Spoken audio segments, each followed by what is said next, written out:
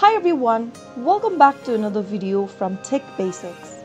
In this video, I'm going to be guiding you through how to change your email on Kwik.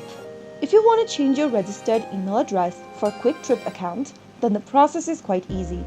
First of all, launch open a web browser of your choice. In the URL box, type in kwiktrip.com and search. Now, click on the Kwik Rewards option at the top of the screen.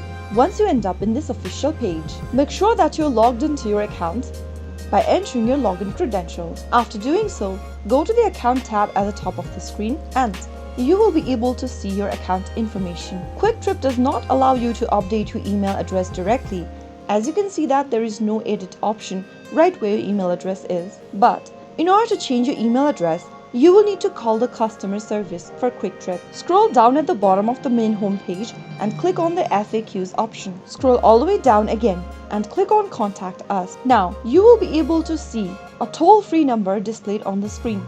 Simply go ahead and make a call on this particular number and a representative will be able to assist you with updating your account information. So that is how you will be able to change your email address, since there is no direct way to do so inside the Kwik platform. If the video was helpful to you, go ahead and give us a thumbs up.